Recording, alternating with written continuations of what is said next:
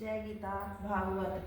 श्री सुखदेव जी बोले, हे राजन, कुंभपुरुष में श्री रामचंद्र जी विराजमान हैं और हनुमान मंत्र से उनकी पूजा व स्तुति करके कहते हैं कि हे भगवान, आपने केवल संसारिक जीवों का शुभ मार्ग दिखाने और कृतार्थ करने के लिए नर तनु धारण किया था। रावण आदि को मारने के लिए अवतार नहीं लिया था। आप चाहते तो अपनी इच्छा से राक्षसों का वध कर देते। आपने वन में जानकी जी के वियोग में विलाप किया था। सो संसारिक जीवों को यह दिखाया कि जब मेरे जैसे परम ब्रह्मा को गृहस्थी करने में दुख हुआ तो जगत में जितने जीव हैं उन सबको स्त्री व पुत्र आदि से दुख प्राप्त होगा। आपने नर तनु इस लिए धारण किया था कि आपकी शरण में आने वाले ऐसा सुंदर रूप छोड़कर दूसरे को क्यों भेजेगा।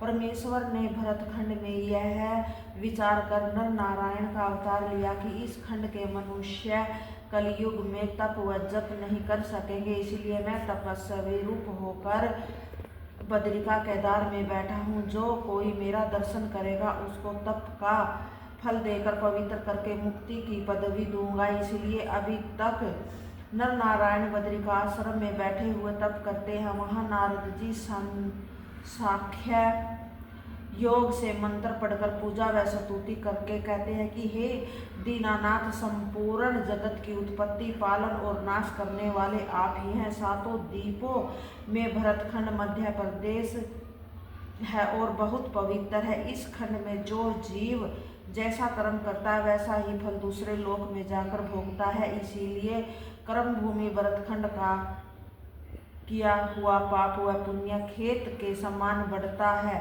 भरतखंड के सिवा दूसरे जो 8 खंड है वहाँ सदा त्रेतायुग के समान रहता है। कलयुग अपना प्रवेश नहीं कर सकता। वहाँ के रहने वाले निवासी सदा देवताओं की भांति स्त्रियों को साथ लेकर भोग व विलास किया करते हैं। उनको वहाँ सदा वसंत व इंद्रलोक के समान सुख बना है, किसी बात का दुख नहीं होता। चारों वर्णों का विचार केवल भरतखंड में है।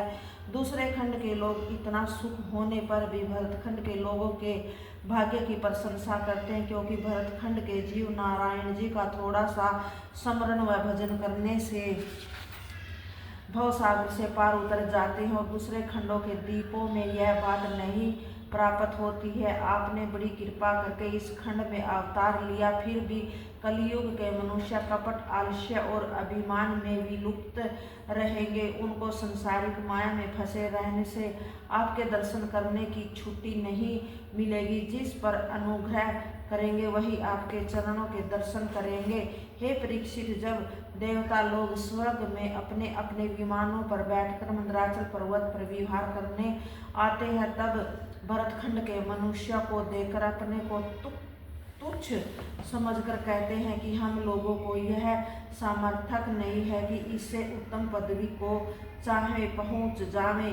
अतः हे राजन, जिसने भरतखंड में मनुष्य तनु पाकर भी अपना जन्म संसारिक माया मोह में खोया है और हरि भजन से विमुख रहा है, उसका संसार में जन्म लेना व्यर्थ ही समझना चाहिए। इसलिए उचित है कि जो जीव भरतखंड में मनुष्य का तनु पाए वह हरि भजन करके भव सागर पार उतर जाए। जो अपने अज्ञान से ऐसा नहीं करता वह पीछे बहुत दुख पाता है। इस भरतखंड में चित्रकूट और गोवर्धन आदि बहुत से पर्वत तथा कौशिकी और सरस्वती आदि अनेक नदियां ऐसी हैं कि जिनका नाम लेने, दर्शन करने और नहाने से मनुष्य का सब पाप छूटकर उसकी काया शुद्ध हो जाती है। इस कारण देवता लोग कहते हैं कि भरतखंड के जीवों ने पिछले जन्म के पुण्य से यहाँ जन्म पाया है। जिस खंड में जन्म लेने और परमेश्वर का भजन करने से मनुष्य तुरंत मुक्त हो जाता है,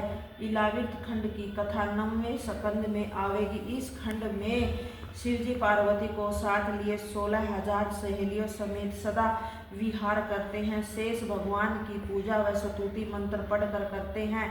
नाभिखंड भरतखंड में मिला है। जय गीता भागवत।